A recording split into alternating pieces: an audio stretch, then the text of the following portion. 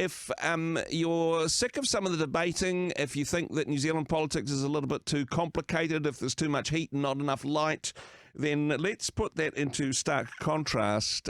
You ain't seen nothing yet compared to what is the complexity of US politics, and particularly some of the controversy which is happening there at the moment. Somebody who can help put this in perspective is Professor Robert Patman. He is Head of International Relations at Otago University in Dunedin. Robert, kia ora, thank you so much for your time again today. Kia ora, Andrew. Thank you. It is a thing of contrasts, I suppose, when it comes to US politics. Now, we don't even have time to unpack just how complex things are at the moment, so it's just a skim over the headlines. The US isn't even properly into an electoral cycle as yet. You know, they haven't even really properly started the primaries and all those sorts of things.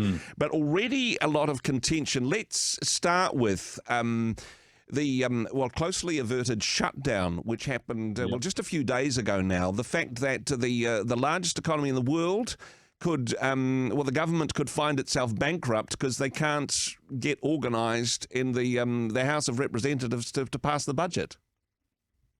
Yes, it's deeply polarised at the moment.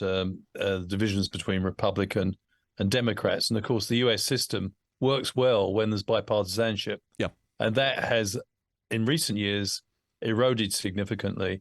And we had a situation where last Saturday, the government was poised to shut down, but there was a deal on Saturday afternoon in which the Speaker negotiated with the Democrats, to the fury of certain members of the Republican Party, a short-term deal which extended government funding and kept the government open effectively until the 17th of November. But Mr. McCarthy paid a big price for that negotiation with the Democrats, because it's a complicated story. But when he was elected House Speaker by the Republicans, it took 15. In fact, it was only on the 16th attempt that he actually got elected. Wow. And one of the clauses, according to someone called Matt Gaetz, who led the rebellion against Mr. McCarthy, which saw him ousted from his position, according to Matt Gaetz, one of the key clauses for supporting McCarthy after 15 rounds of attempts was that he would not negotiate with the Democrats to secure funding. And from their point of view, he broke that agreement. Mr. McCarthy vigorously rejects that accusation, saying that there are certain situations where responsibilities go beyond party and you have to keep things going. So, yeah, I mean, that set in train some momentous events. Of course. Now, and if anything, things have got more complicated because, yes, the shutdown has been delayed until November, but the Republican House Speaker, he was the one who was sort of willing to negotiate, he's gone, and everybody else will be almost literally gun-shy of making the same deal come November, certainly not out of the woods yet.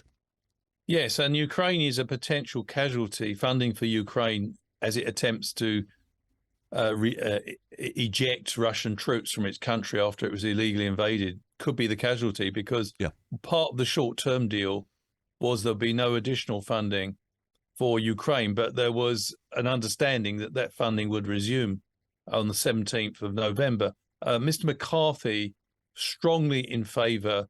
He said on public record that funding for Ukraine could not be interrupted on a medium to long-term basis.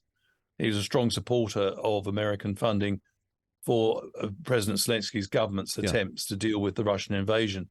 However, Matt Gaetz and the far-right conservative Republicans actually tend to be pro-Putin, and they want to cut off funding for the Ukraine war.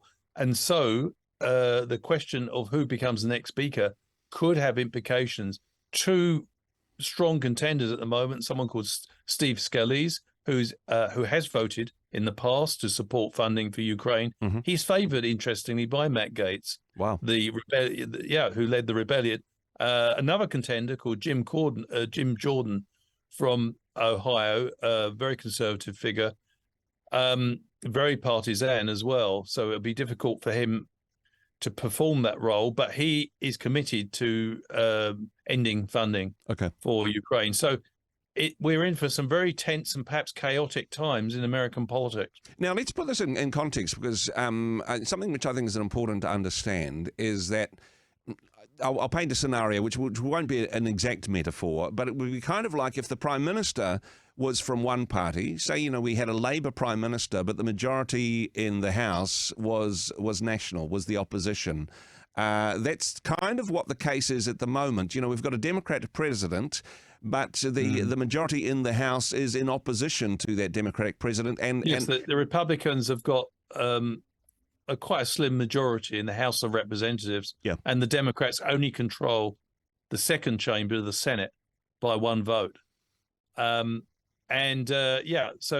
the situation, for that situation to work well, as I said before, you need bipartisanship, you need a cooperation across the aisle for the wheels of government to keep turning. And of course, the wheels of government may not keep turning after the 17th of November.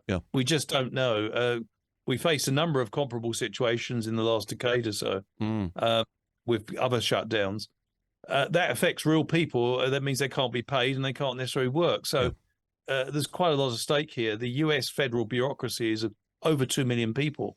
So there's quite a lot of people whose livelihoods could be affected by this. And also, the United States is a global superpower with the commitments, not only big commitments domestically, it's got the world's largest economy, but it's also got big commitments internationally.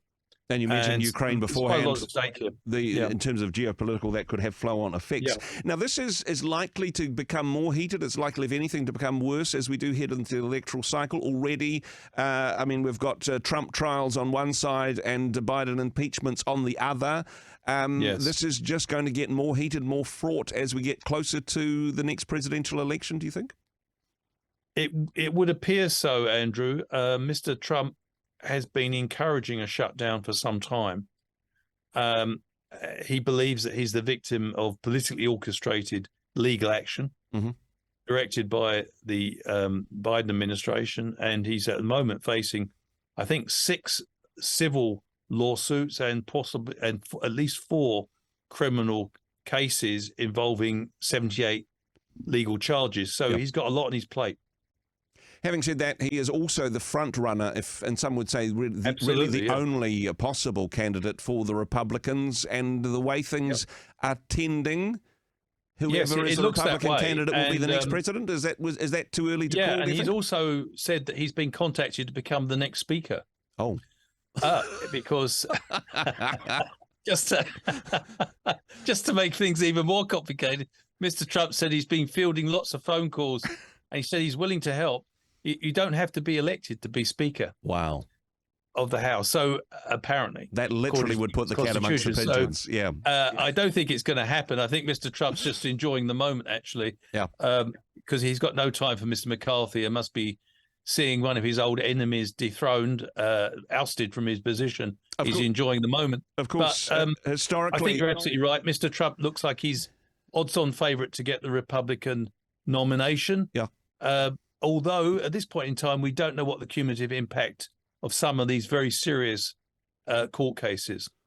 It seems to have been water off a duck's back previously, and of course, Donald Trump. He's used it as a fundraising technique at the moment. Exactly. And we see a case at the moment that's unfolding. The New York Attorney General is in a case which is accusing the Trump Organization of fraud by overstating the value of the company's assets. And Mr. Trump has made more than the obligatory appearances in court and, use the occasion to denounce the judge in question and some of the officials. So Mr. Trump sees this as possibly a fundraising activity or possibility, but certainly a way of rallying the Republican, support, his base in the Republican Party behind him. And, of course, the long-term implications of this, Trump on record as being perhaps one of the most pro-Putin leaders that we've seen in the last wee while, with him as a second term in office as president, that would have huge geopolitical implications globally. But hey, I'm sure that's a conversation for another time. Robert, I think we've complicated things enough as it is already. Thank you so much for taking the time to unpack some of this. Really appreciate it. Thanks for your time.